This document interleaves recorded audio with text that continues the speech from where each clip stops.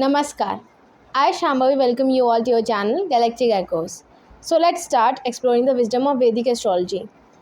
So today we'll be doing the 11th episode of What is the Rising in your Navamsa chart series, and today we'll be talking about the Aquarius rising in your Navamsa chart. So how being a Aquarius ascendant will affect your married life and how will it lay a basic foundation in your life after marriage? We'll try to figure it out today. So let's start the video and let's dive in. Because Aquarius is a sign which is ruled by Saturn and Rahu, both of these planets. So yes, you will become into a more breaking barriers sort of a personality post your marriage or after 36 years of your life if your Navamsha gets activated through that means. The energies of Rahu will be very much enhanced in your personality. You'll be thinking bold, you'll be thinking unconventional ways to do everything in your life. You would not want to walk on the traditional path. You would want to do something new, and you would want to think out of the box. This kind of things will constitute the core personality of yourself. Your intelligence will grow into something sort of a huge giant tree. Why? Because it is the mool trikon sign of Saturn, Aquarius is, and the Saturn in its mool trikon sign bestows a native wherever it falls with high intelligence. And now this is apart from the normal, and yes, it is the most interesting point in the whole astrology that Saturn can also give intelligence to a native, and very quick intelligence, I must say, apart from its normal attributes, which Saturn is taken to be slow, delaying, and that slow and steady sort of a planet, but it does not work that way everywhere. So yes, you will see a splurge in your intelligence on both your professional and at your personal front also in terms of intelligence. So with this Aquarius rising in your Navamsha chart, it really shows that your profession will be accelerated after you getting married. Why? Because there will be there will be an increase in incoming gains of yours, because Aquarius is the sign which originally falls in the 11th house in a Kalpurusha's Kundli. So those gains, those incoming gains and luxuries, and it is Labsthan. 11th house is the Labsthan, and Aquarius sign also carries that energy. Now it is activating your Navamsha chart. It is ruling, it is in the rising of your Navamsha. So yes, it really shows that you will do much better after you get married or after 36 years of your age in terms of your profession. Because of the fact that Aquarius sign is co-ruled by Rahu, so there will be a kind of foreignness in your nature. You would want to change certain kind of ideology which you were vouching on all these years, and you would want to start something unconventional, or you would think in unconventional ways which are not traditional. You will be getting into some grayish sort of a business. This is not like that. It is like you would have that innovative energy in yourself. That is really good for everything you do. Either you do a job or you have a business, that innovative energy, it really keeps you get going. So that is important, and you will see a splurge in that kind of energy after marriage. With this Aquarius rising, because Saturn is your ruler, so yes, you will be responsible towards marriage, but you would be on the other hand intermingling with other forces around you as well. Now what is this exactly? What am I trying to suggest here is something like you get married to someone and you are present when they need you. Like if your spouse tells you we have to go at such a such place and at such a such date, you would really be there on time. But after it gets over, you are back to your business, to you're back to whatever you love doing. Now your love, they can be towards so many things. They can be towards profession, they can be towards making more money. That can also be attached to a person. But the person thing which then leads this to an extramarital affair sort of a thing is very minimum. I haven't seen it. You must have seen people who are living apart from their family because they are so much engrossed in their profession. They want to achieve the heights in their profession. That is why they are living away from their family, but they are responsible. Again, if their family needs them at any time, they'll be there with them. So that kind of a personality you will evolve into after marriage, because there is this nahuness present in the Aquarius sign, which is co-ruled, the sign is co-ruled by Rahu. So there will be this tendency of multitasking. You would think that at least I should have two or three projects in my hand. That sort of a thinking. Maybe if you are doing business, or maybe if you are into a job, you would think that if I'll apply all my energy into only one direction and on a single project, it would drain me out, and maybe it doesn't get to a conclusion, so my time will be wasted. So what you'll think of is multitasking. You'll think that we'll start three or two projects together, and let's see where they can go. So that kind of mentality you will have after this Navamsa getting activated in your case. And because of the fact that Rahu in Aquarius or Saturn in Aquarius, because Aquarius is the Mool Trikon sign of Saturn, it really gives this idea that you are really deeply connected to downtrodden section of the people. You want to work for them. You are connected to the masses in a way who are not on the same plane, who are marginalized, they're segregated from the society. You would want to connect to them, you would want to uplift them, and you would want to work for their betterment. Even your spouse can also come from a downtrodden society, or I should say, either way they are at lesser level in their life than you want to establish that equality with this union, through this union actually. That is why you are marrying to them, and you want to set your marriage as an example that there should be this tendency in everyone of getting those people, uplifting them, getting them assimilated into the normal society. Now the segregation and the differences between you and your spouse can be on, it can be on financial level, it can be on societal level, it can be on cultural level also, religious level also, but that would depend on the placement of Rahu and Saturn in the birth chart as well as in the Navamsha. But yes, I would tell you all that Scorpio and Aquarius Navamshas are really very dreaded Navamshas to have.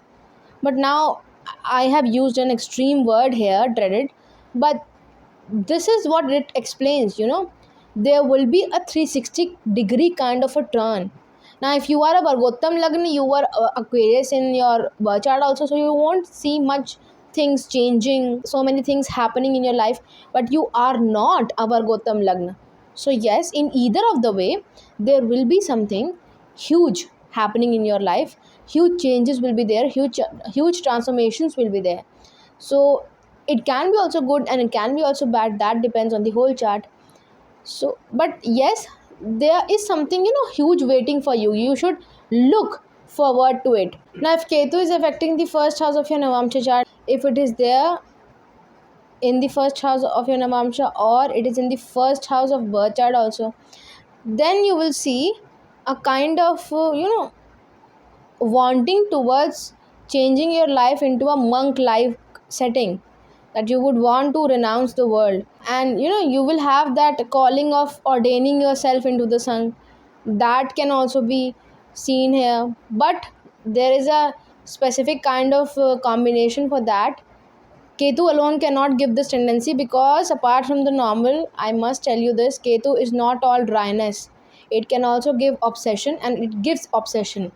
I must say that, if you have Ketu in the 10th house, it doesn't mean that your profession will be all dry, and no, you'll not have any kind of a profession, or you will be very much, you would not want to chase the profits at your profession. That is not the case.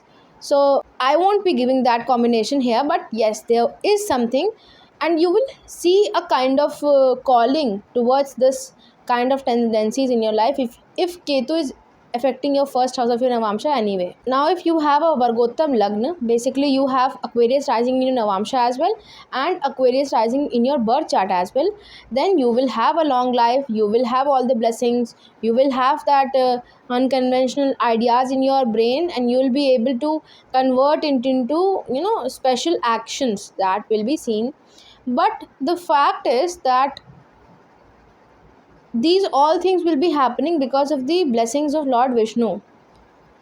But the important thing from the marriage perspective is that Vargottam Lagna is not taken to be a good thing in terms of marriage. Why?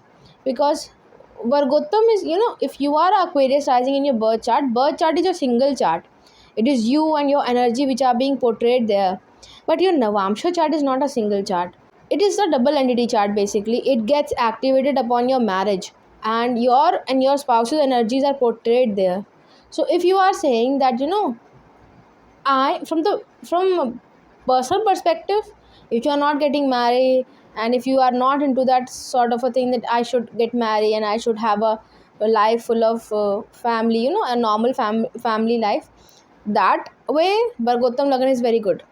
But if you want to get into the marriage setup, if you want to get married, that is where it can pose challenges, because you are stern on your beliefs, you are not changing. Now, if we are welcoming any guests in our home, we have to adjust for some days even according to their habits, like their sleeping habits, their dietary habits. If you have this habit of waking up at 12 noon, now you cannot do this, right? Similarly, if you're getting married to someone, how can you be so stern? Like, you were Aquarius before and you haven't changed. You are Aquarius still. So that will pose challenges. Why? Because you would say that, you have married to me. I was Aquarius. I am still Aquarius. Now you have to adjust according to me. That will pose challenges in your life. You should wobble up yourself, because why am I saying this? Why am I stressing on this point? Because Aquarius is a fixed sign. Now, if you have Vargottam Lagna through a dual sign or through a movable sign, it is much easier to handle than through a fixed sign, because you are so much stern and the energies in you are also stern and they are fixed. You won't deter from your path at any cost. That will again pose challenges in your life, because you have to understand marriage is a team work. So basically, your rising is a air element rising, right? Aquarius sign is a air element, and air element signs, all the air element signs, basically Aquarius, Libra and Gemini, are governed by the themes of Dwapar Yuga, and planets placed in these signs, they are also governed by the themes of Dwapar Yuga. Now, what is the theme of Dwapar Yuga? Dwapar Yuga theme is that there are four basic dharma in the Vedic astrology, which is Vishwa Dharma, duty towards your mother earth, this planet earth; your Rashtra Dharma, duty towards your nation; Samaj Dharma, duty towards your society, towards your relatives, towards your community, in whatever community you assimilate in, your workplace community, your relatives, your groups, your friends groups, I must say; and your Swadharma, which is duty towards yourself and towards your family. Now, out of these four dharma, the Dwapar Yuga theme empower you to follow only two dharma out of these four, which are Samaj Dharma and Swadharma. You would want to achieve goals, you would want to make profits out of everything, out of every business, out of every work you do, but that would be only for yourself, for your family, and at the most you can only share it with your Samaj, basically your society, your relatives, people whom you know, and your communities, in whatever communities you intermingle.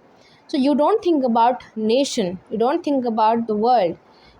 That makes you a very self-centered person, that you are only working for the people and you want good for the people who are surrounding you as a personality. This does not mean that you are a bad person. This is very good if you are working for the people around you. If you want to work only for the people surrounding you, your family, yourself. But the problem comes because it is co-ruled by Rahu, where you want to hurt others and you want to get profit out of hurting them. There is where the Saturn can really give you huge punishments. Now, malefic energy of Saturn and Rahu are ruling your Navamsha chart. So there will be challenges, as I've already said. You will be facing dilemma, not challenges. You will be only facing dilemma in all the situations. Should I opt this way or that way? That will be the major cause and major problem in your life. Choosing between the energies of Rahu and Saturn. Now, if they are aligned or if they are conjunct, that really gives you a great relief. But if they are in opposite houses, like Rahu is in 10th house and Saturn is sitting with Ketu in the 4th, that is where the problem can arise from. It will give you challenges and not challenges, mostly dilemmas. And how will you resolve it will be depending on the placement of Saturn and Rahu, in what kind of excess they are present in the Navamsha chart. That will define the solutions to this problem. Now, if malefic energy is present in your first, fourth, seventh, and 10th house, then yes, there will be major challenges. Now, it does not at all mean that I am an Aquarius rising in Navamsha, and for me, the functional malefics and benefics would change. That way, actually, the things are not taken. Why? I should tell you this: the houses in Navamsha, they don't matter a lot actually. The signs are the, you know, areas of concern. So it is better to judge where which planet is placed in which sign, apart from the fact in which house it is placed, because signs are playing the major role in Navamsha. So yes, if your 4th, 7th and 10th house are occupied by whatever signs, but they are not creating any malefic kind of a conjunction, right? Like if you have moon placed in the 10th house of yours, now you'll say that it is a benefic planet, but it is debilitated. So yes, it can pose challenges. So you would want your 4th, 7th or 10th or first house of your Navamsha either empty or occupied by benefic planets in a good position or in a neutral position. That is the, best thing you can have.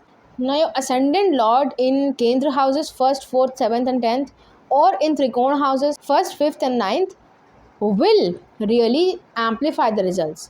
Now what kind of results it will be, that depends on the whole chart, whole Navamsha chart, and as well as the whole birth chart. So that has to be noted from there. But yes, the amplification of the results will be strongly felt by you with this particular placement of your ascendant lord. All sorts of Aquarius qualities will be the, it will be forming the basis of your marriage. So I've already told that you will be, setting your marriage as an example.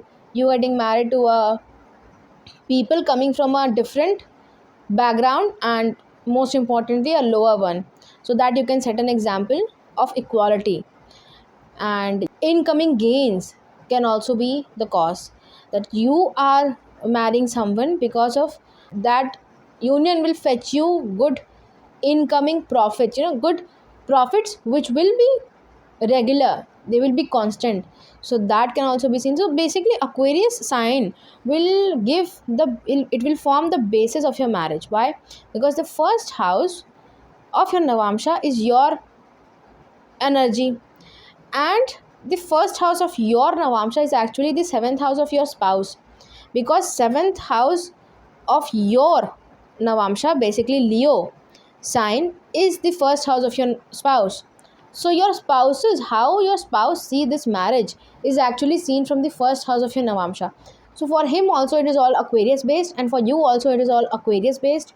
So Aquarius signs will, and the qualities, group, community, incoming gains, elder siblings, will have really a good and huge impact on your marriage, and they'll be forming the foundation of your marriage. I've also seen people with Aquarius rising in Navamsha working for, the betterment of environment, for the animals, working with PETA or those non-profit organizations, which work for the environment and for the uh, animals at a large, for the larger cause of the society, for this giving back to this mother earth.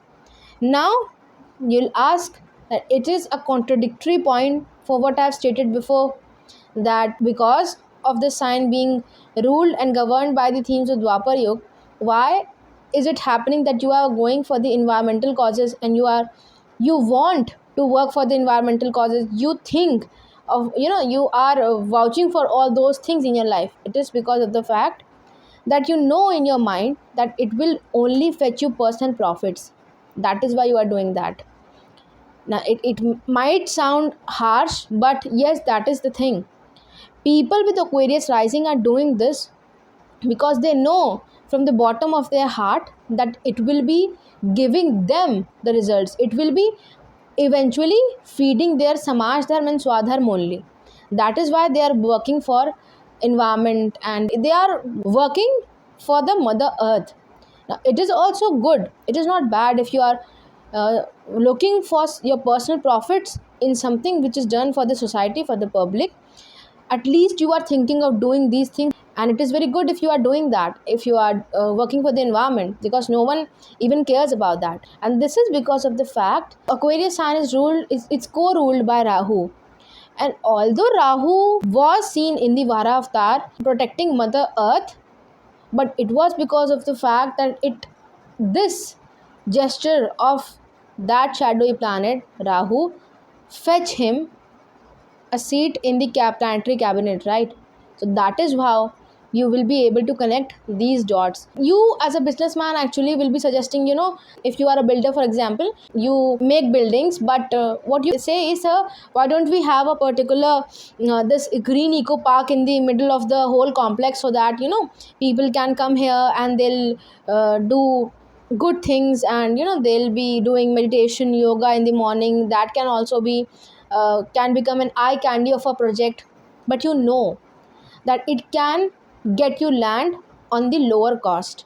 That is why you are doing this. So this is how Aquarius sign is. Actually, they are doing the work for environment because it is fetching them personal goals, and it is not bad at all, because at least they are putting their efforts in that area which no one cares about. They are littering all the places. We are littering everywhere on this planet Earth, which is bad. So yes, that is important for Aquarius risings, and that is a very really a good thing for all of you being Aquarius risings in Navamsa or even in D1 chart. But yes, the D1 chart will lower these nuances of Rahu. It is more empowered by Saturn there, but yes, the Rahuness will be there, but in a lower form. So this is how you will see. Also, with this Aquarius rising in your Navamsa chart, you can see that your family will be more a pious one. They will be more connected to spirituality, and they would want to go long foreign travels related to pilgrimages, that they would want to go on a pilgrimage journey. So that would be the calling. After, you will see they are doing these types of things. Also, your face can get a little bit chubby after getting married, as you were before. Your younger siblings, your friends, your co-workers will be very much enthusiastic. They'll be very much competitive. They'll be very much go-getter sort of a personality. They will be having these things. They'll evolve into this. If you start a business after getting married, so you will see that your co-workers are full of hot-headedness, or they'll be very much interested in the athletics or sports, any kind of sports. Maybe you will see your younger siblings, they were very much studious before you getting married, and now they are more into athletics, and they are winning medals also, they are championing it. So this is what is some kind of a transition you will see in your younger siblings. Your home will be very much materialistic. You will have good luxurious articles in your home. You will see that you have every sort of a comforting thing at your home. So you will feel your home has evolved into something more comfortable than what it was before, and your house will look like a something like a hoarded store of something. Like everything will be of different brands will be there, like furniture of some. Even in furniture, your couch will be coming from some other brand, and your recliner will be from some other brand. So it will look like a store. You have hoarded someone's stock there, so it would be giving that vibe. Your children would be very much communicative. They will want to engage into all sorts of knowledge, and they will be very much curious. They would want to know things. They would want to listen to a certain kind of music, and they would want to know the history related to it too, right? And the singer, the writer, and the director, the music director, who were there, they will have that Mercurian, the splurge of their Mercurian energy in them. They will be very much childish, they will be very much immature. You would have to guide them at every step. That will be the scene with your children. Your daily routines will be very much caring and nurturing sort of a thing, like you do most of the things which are related to your caring and nurturing. Maybe you do a like 5 step skin routine, or you don't even drink because now you are a married person, that thing. So your habits will change accordingly, and they'll be more inclined towards nurturing, caring, and they'll be in a they'll be changing into a good way. Also, I must say that with this Aquarius rising, your debts will be increased, but then also you will be able to pay them back off. But in the whole transaction, you will feel that you have given so much of your money. Like you will feel that if I wouldn't have taken that loan, I wouldn't have started that business, and I wouldn't have invested that amount of money there. So that is something which you will see. Like you will feel that after taking that particular loan, there was the outflow of cash from my pocket has increased. So you will feel this thing. Your spouse will be very much pride stricken. He or she will be very much egoistic. They'll be very much reserved with you. After you getting married to them, they would want to be seen everywhere. So maybe this is because of the fact that they are coming from a different background, from a different culture. They would want to make their presence feel everywhere. They would want to get into every WhatsApp group of your family. They would want to go to all the parties which are thrown by your relatives with you. They would want to make their presence feel, they'll have that sun-like energy in them. So yes, this is something which you will see. Your spouse will be very much, either they'll have this problem of hair lining, their hairline receding, or they will have huge glow, like like a bulb is lighting on their face. They will have that kind of a glow in their face. So these are the prominent traits you can see in your spouse. Your in-laws will be very much calculative sort of people. They would want to calculate on everything. They would want to assess profits and loss on everything. You will have a karmic relationship with them. Maybe you will feel that I should help them, and you will help them a lot. And you can face certain amount of challenges also from the side of your in-laws, but that will really depend on the placement of Mercury. What kind of intensity will it show? Your teachers, your relationship with your father will be very much a balanced sort of a thing. Now you would not extremely listen to them, as you won't obey all the things they say, because now you have Aquarius rising in your Navamsa. So you would want to traverse the unconventional path in your life. So yes, you will make your relationship with your father a balanced one, that I have to do this, and I will definitely do this. That really doesn't matter if it aligns with your teachings or not. So it can be seen, but at the end of the day, your relationship with your father won't go wrong. It will end on a sweeter note. Your profession will be very much secretive. You would not want to share major points from your profession to people surrounding you, even your spouse. You would not want to tell them what you are exactly doing or whom you are meeting. And I think you should only charge in this way forward. Why? Because if your profession is holding the Scorpion energy, so you should not reveal everything to your, even to your spouse as well. Now I'm not saying don't tell them anything and just keep them in dark about everything. You should know when to tell them and what thing is to be told. Like if you are meeting a new person, or if you are starting a new project, do not tell anyone, keep it secret.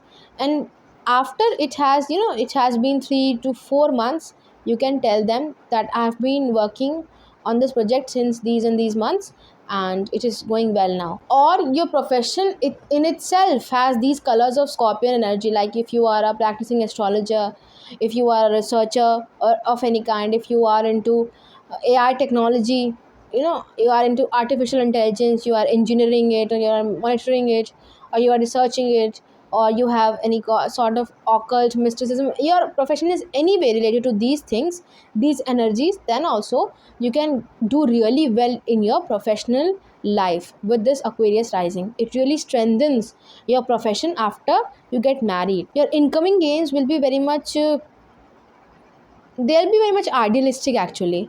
You would want to earn in the most idealistic way. You would want to earn in the most righteous way, I must say. That you'll say that I have only done the work of this and this rupees or this and this dollars. I won't take anything apart from this, not lower, not higher. So this is what is shaping your incoming profits. Basically your gains will be fed by this kind of energy. Like, you can do work in those energies if Mars is not well placed, and in any way it is aligned to Saturn or Rahu, not Saturn, especially Rahu. You can work in the shadowy realms of the world, but you would want to get your gains in the most widest way possible. That is the actually it is creating a paradox here. Yeah, that you are working for the people which are not desired in the society, but you would want to get the gains out of them in the most legal way, in the most widest way. So that is something which will form a core of your incoming gains. Your social circles can include lots of gurus, lots of mentors. You can also constantly get advice from your elder siblings or your social friends group. So this will be also a prominent thing which you will see. And if you see that my group has started giving me advice over these and these things, and they work actually, those advice, they are not shallow and they really work for you, then you can say that yes, your Navamsa it has activated. Your spirituality will be very much organized. You would want to do hard work on the matters of spirituality and on the matters of connecting with the divine, right? So like, if you want to learn something connected to spirituality, you would really search so many videos on astrology. That is something which I've seen in all the Aquarius risings in the Navamsha, that if they really want to connect to the divine, to the spirituality, if they really want to know even something about a particular topic, they would really spend hours searching about that on the web. So this is really a prominent trait in all the Aquarius risings. Your bedroom pleasures, your secret spaces with your spouse, and those energies will be very much organized. I won't say they will be dry, but yes, they will be very much organized. And you can also see like malicious energy there present. Why? Because Mars gets exalted, there will be a kind of belligerent energy present in that realm. So maybe you go on a foreign trip and you get a cut on your knee, that sort of a thing. Or you would fight over personal matters with your spouse, and those matters are related to personal intimacy. So that is also a key trait with this Aquarius rising in Navamsha. But then again, whole chart has to be analyzed, and Saturn's position is, it really matters, and it will define a lot things, and it can also alter the outcomes. So this is how you will see this Aquarius rising. Now the other important fact is that the Aquarius rising, if you are a Aquarius rising in a Navamsha, is then you cannot be any fire element rising in your birth chart. So basically, if you are Aquarius rising in your Navamsha, you cannot be a Leo in your birth chart, Leo rising in your birth chart. You cannot be a Sagittarius rising in your birth chart, or you cannot be an Aries rising in your birth chart. Either you can be a air element rising in your birth chart. So basically, you can be Gemini, you can be Libra, you can be Aquarius, or you can be an earth element rising in your birth chart. You can be Taurus, you can be Virgo, you can be Capricorn, or even you can be water element rising in your birth chart also. That you are a Cancer rising, you are a Scorpio rising in birth chart, you are a Pisces rising in birth chart, but any fire signs cannot become your birth chart rising. So what does it really shows is that the element, why am I telling this? because the element transition is very important to study, because that is what is making it will be, your whole scenario of your marriage will be based on the element shift. Because if you are transitioning from air to air, which kind of air you are transitioning from, because the Gemini's air is very different from the Aquarius's air. Gemini is a dual nature sign, Aquarius is a fixed sign, right? So you were more, if you are a Gemini rising in your birth chart, you were more impractical and you were more immature, you were of the jolly nature, you were not responsible at all. You had, this duality in your nature. Should I do this, should I do that, am I worth it or not? That kind of thoughts were there in your self. But now with this Aquarius rising in your birth chart, you are more grounded, you are more practical about your dreams, even about your imagination, you are more responsible. You know what are the causes and why am I fighting for. You have grown into a more mature person. So this is the element shift which we are talking about. So if you were earth before, you were more practical, you were more stable, and you were more materialistic, and you thought that chasing only the materials will give me profits. But now you are Aquarius and you know the materials can be achieved from the other way around. Maybe that path can be the easy one, right? If you are directly chasing the materialistic goals, you are telling everyone that I am materialistic and I want these goals and I want just to have this, if you are a Taurus or a Virgo or Capricorn, so I want to achieve all these things, I want to have a good recliner, I would just want to relax on that on the weekends.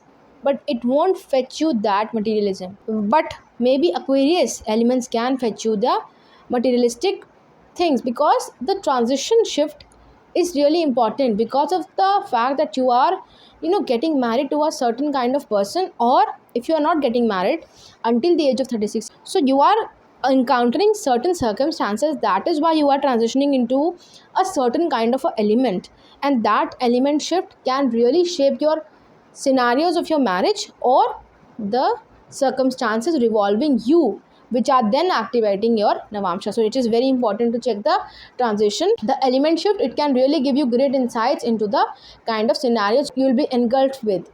Now the other fact is that your Aquarius rising in your Navamsa, if you are not a Vargottam Lagna, basically if you are Aquarius rising in Navamsa but you are not Aquarius rising in birth chart, you are some other rising, let's say you are a Taurus rising, right? So checking where this Aquarius sign is falling in which house in the birth chart really becomes important, because that house will be setting the basic tone. It will be the reasons and they will be triggering your Navamsa. It will be getting the Navamsa activated, and those themes will be, you'll be surrounded by the themes of those particular house. Like let's say if you are a Taurus rising in your birth chart and now you are Aquarius rising in your Navamsa, so what does it show is that because of the fact that your Aquarius sign is falling in the 10th house of your birth chart, so your profession, your workplace, your karma were the major cause which really activated your D9. So this can mean you can meet your spouse at your workplace. It can also mean that after getting married to a person or to a particular person you wanted, either you will change your profession completely or you will get an unexpected raise that will really give a good bounce to your career, that it will really skyrocket your profits and your growth in the career. So that is, the 10th house will really form the core of your marriage. It can also be the case that the change of profession led you to marry someone. So basically the 10th house is directly connected to your Navamsa now. So yes, you will see the themes of 10th house in whatever way possible, in the most minimalist way, but they will be present there. This is how you will decode your Navamsa being Aquarius rising. Now if you really want to check where this Aquarius sign is falling in which particular house of your birth chart, being a specific rising in the birth chart, you can check my D1 chart series where I've discussed all the risings, and you can check out your rising. According to that, you will know what kind of results it will give. Now this was my understanding about the Aquarius rising in your Navamsa chart. Don't forget to like this video and share it with your friends and family. And if you regularly want to see such quality content on astrology, do not forget to subscribe to this channel. Thank you.